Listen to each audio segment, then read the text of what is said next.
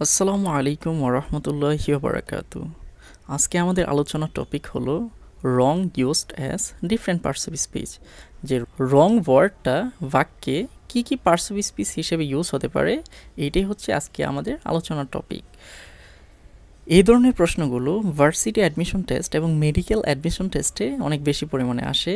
তাই আজকের ক্লাসটা যদি মনোযোগ সহকারে দেখেন তাহলে এই ধরনের প্রশ্নগুলো সহজেই উত্তর করতে পারবেন। তাহলে চলুন শুরু করা যাক আজকের আলোচনা, wrong used as different parts of speech. সেন্টেন্সে ব্যবহার এবং পজিশন অনুসারে রং ওয়ার্ডটি নাউন, অ্যাডজেক্টিভ, ভার্ব এবং অ্যাডভার্ব ইত্যাদি পার্টস অফ স্পিচ হিসেবে ইউজ হতে পারে। তাহলে একটি বাক্যে রং শব্দটি তার পজিশন এবং ব্যবহার অনুসারে নাউন হতে পারে, অ্যাডজেক্টিভ হতে পারে, ভার্ব হতে পারে অথবা অ্যাডভার্ব হিসেবে ইউজ হতে পারে। তাহলে চলুন আমরা এই বিষয়গুলো দেখে নেই। প্রথমে আমরা শিখব রং অ্যাজ নাউন। খেয়াল করুন, রং সেলডম প্রসপার্স। রং সেলডম প্রসপার্স, এই সেন্টেন্সে রং এটা হলো নাউন। কেন? মনে রাখবেন, রং যখন বাক্যে ভার্বের সাবজেক্ট হিসেবে বসে তখন রং শব্দটি নাউন হয়। এখানে খেয়াল করুন, রং সেলডম প্রসপার্স, এইখানে রং এটা হচ্ছে সাবজেক্ট, সেলডমস এটা হচ্ছে অ্যাডভার্ব, প্রসপার্স এটা হচ্ছে ভার্ব। তাহলে এই সেন্টেন্সে প্রসপার্স ভার্বের সাবজেক্ট হিসেবে রং শব্দটি বসেছে। যেহেতু সাবজেক্ট হিসেবে এখানে রং বসেছে তাই রং এখানে নাউন হবে। কেন? কারণ আমরা জানি যে সাবজেক্ট হিসেবে কেবলমাত্র নাউন, প্রোনাউন বা নাউন ফ্রেজ বসতে পারে। এই যে রং শব্দটা, এটা তো প্রোনাউন বা নাউন ফ্রেজ নয়। যেহেতু এটা প্রোনাউন বা নাউন ফ্রেজ নয় তাই এটা অবশ্যই নাউন হবে, কারণ এটা সাবজেক্ট হিসেবে বসেছে। তাহলে রং সেলডম প্রসপার্স, এই সেন্টেন্সে প্রসপার্স ভার্বের সাবজেক্ট হিসেবে রং বসেছে, তাই রং এখানে নাউন হবে। আরেকটা উদাহরণ দেখা যাক, হি হ্যাজ ডান নো রং। এই সেন্টেন্সে রং হলো নাউন। কেন? কারণ নো এটা হচ্ছে ডিটারমিনার, আর নো এর পরে একক কোনো ওয়ার্ড বসলে সেটা সবসময় নাউন হয়। এখানে খেয়াল করুন, হি হ্যাজ ডান নো রং, এইখানে নো এর পরে একক ওয়ার্ড হিসেবে রং শব্দটি বসেছে, তাই রং এখানে নাউন হবে। তাহলে সহজে মনে রাখবেন, নো এই শব্দটার পরে যদি একক কোনো ওয়ার্ড বসে তাহলে সেটা সবসময় নাউন হবে। এখানে নো এর পরে একক ওয়ার্ড হিসেবে রং বসেছে, তাই রং ওয়ার্ডটি এখানে নাউন হবে। 2 নম্বরে আমরা শিখব রং অ্যাজ অ্যাডজেক্টিভ, যে বাক্যে রং কখন অ্যাডজেক্টিভ হয়।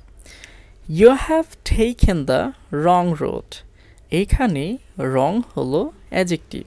কীভাবে? খেয়াল করুন, মনে রাখবেন article plus adjective plus noun হয়, মানে নাউন এর পূর্বে অ্যাডজেক্টিভ বসে নাউনকে মডিফাই করে, মানে আর্টিকল এবং নাউনের মাঝে সবসময় অ্যাডজেক্টিভ বসে।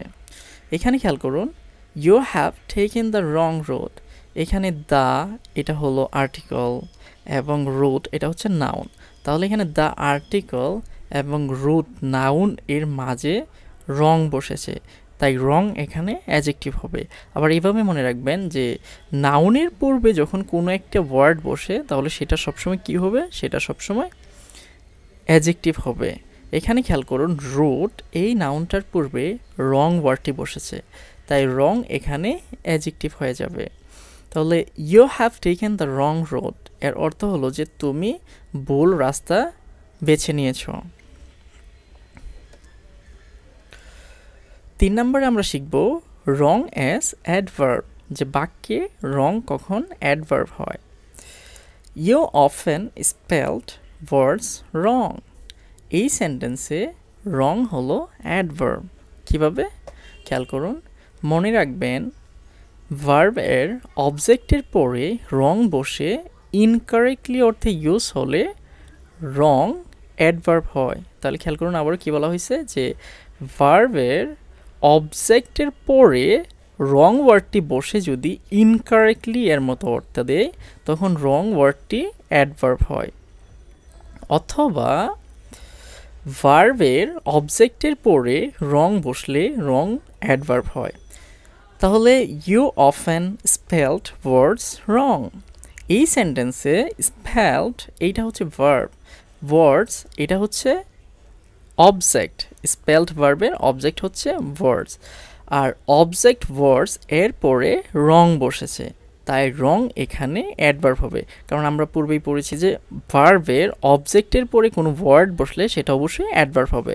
এখানে স্পেলড এই ভার্বের অবজেক্ট হলো ওয়ার্ডস, এই অবজেক্ট ওয়ার্ডস এর পরে রং বসেছে, তাই রং এখানে অ্যাডভার্ব হবে।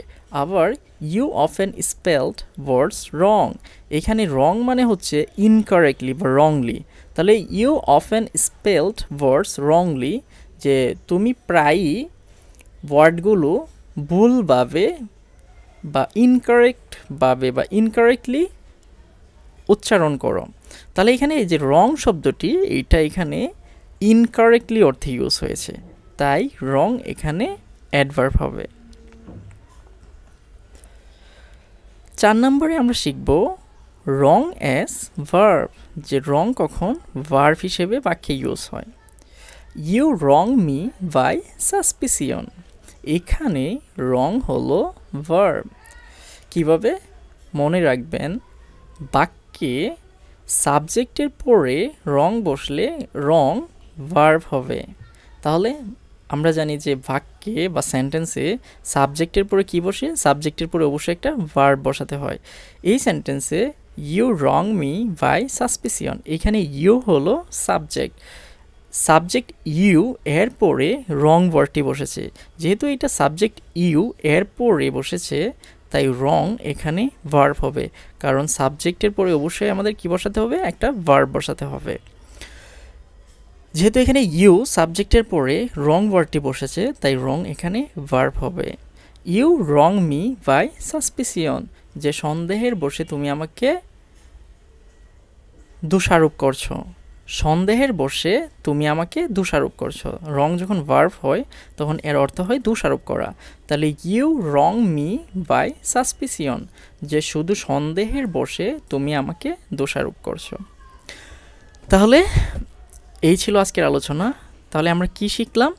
আমরা শিখলাম যে বাক্যে রং ওয়ার্ডটি তার পজিশন এবং ব্যবহার অনুসারে নাউন, অ্যাডজেক্টিভ, ভার্ব অথবা অ্যাডভার্ব হিসেবে ইউজ হতে পারে। কখন নাউন হবে? বাক্যে সাবজেক্ট হিসেবে যদি রং বসে তাহলে রং নাউন হবে, অথবা নো এর পরে যদি রং বসে তাহলে রং শব্দটা নাউন হবে। কখন অ্যাডজেক্টিভ হবে? যখন নাউনের পূর্বে রং বসবে তখন রং সবসময় অ্যাডজেক্টিভ হবে। কখন অ্যাডভার্ব হবে? ভার্বের অবজেক্টের পরে যখন রং বসবে তখন রং শব্দটি অ্যাডভার্ব হবে। কখন ভার্ব হবে? বাক্যে সাবজেক্টের পরে যখন রং বসবে তখন রং ভার্ব হবে। তাহলে এই ছিল আজকের আলোচনা। নেক্সটে গ্রামারের নতুন কোনো টপিক নিয়ে কথা হবে। সেই পর্যন্ত ভালো থাকবেন, সুস্থ থাকবেন। আসসালামু আলাইকুম ওয়া রাহমাতুল্লাহি ওয়া বারাকাতুহু।